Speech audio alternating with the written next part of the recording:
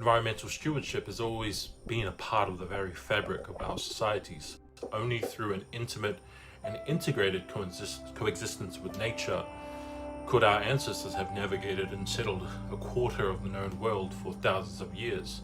So our indigenous framework and traditional wisdom allows us and has allowed us to build sustainable societies.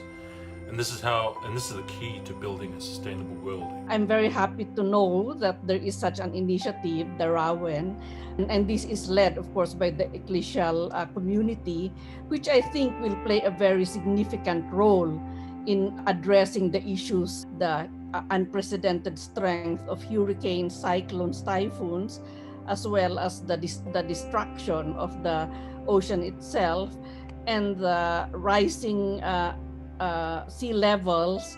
All these are going to be tremendous in terms of challenging the capacities of indigenous peoples to adapt, and the support that can be provided by a network by 𝗏𝗏 will be very important for them. It means their very survival as distinct peoples and as distinct cultures. Over my lifetime, I have seen many changes which have been brought about when we had new neighbours come into our region. There was clearing of vast tracts of land. There was disposal of effluent.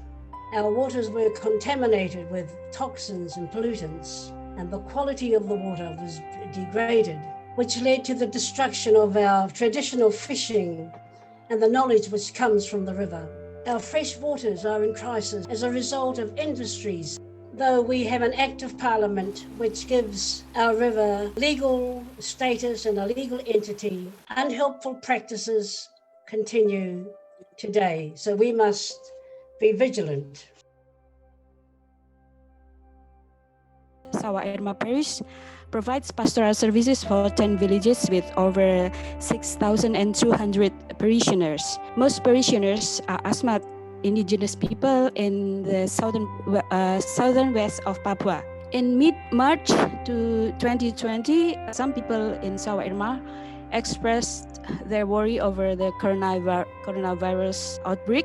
Together with kampung elders and leaders, 𝗏𝗏 Parish provided information regarding COVID-19 to the public. The village outreach team was gathered and given explanation and training. To prevent the spread of COVID-19, people from 4 villages in 𝗏𝗏 decided to take refuge in forest hamlets.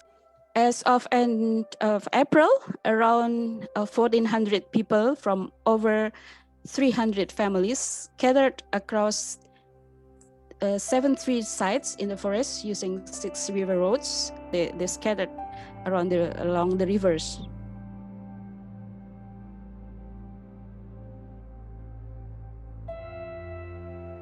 You can see in the picture in our state a creek called 𝗏𝗏, which flows from Inle Lake from Shan State. It's very important to the people of 𝗥𝗏 because its water gives life to the fish and other habitats in the water. It gives water not only to the farmers for plantation, but also for the general population around Waiko. And it produces a quarter of total hydroelectric power in the whole Myanmar. Recently, the beauty of this creek is being destroyed by piles of different kinds of waste materials, blocking the waterway, contaminating the water and soil, posing health and safety risks.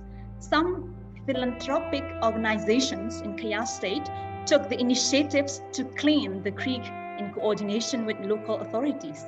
Later, the other residents have volunteered more and more each year. They are from different religions, ethnic groups, both young and old, men and women, all do the work together in the spirit of brotherhood to save 𝗏𝗏.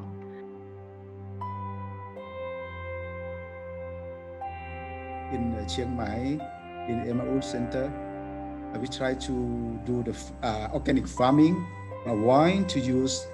stop to use a chemical. We try to grow vegetable by organic way.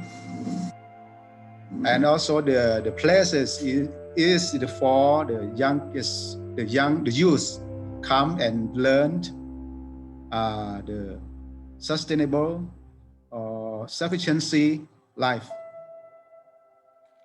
And later by later, we just let them to touch with the soil, to touch with to live in simple life. We are in the process of trying to recover from 150 years of downtroddenness and feeling that we are not valued. We are at a stage in our lives when we are taking strength from our culture, building resilient communities, developing a strong sense of belief in ourselves, strengthening the language, because we want to determine our own lives and be part of a society that values and accepts us on our own terms. I am the river, and the river is me. Ko au te awa, ko te awa ko au. We will not stop moving. Not only awareness is enough, but also the supportive environment, the policy, law enforcement, and collective responsibility are needed to sustain the good change. It would be good if this 𝗷𝗏 network creates a platform to share and learn about the best practices and lessons learned across Asia and Oceania in caring for our common home, creates opportunities to develop our capacity through sharing resources and organizing trainings on appropriate rural waste management and making locally appropriate renewable energy. We are one crew aboard one vessel.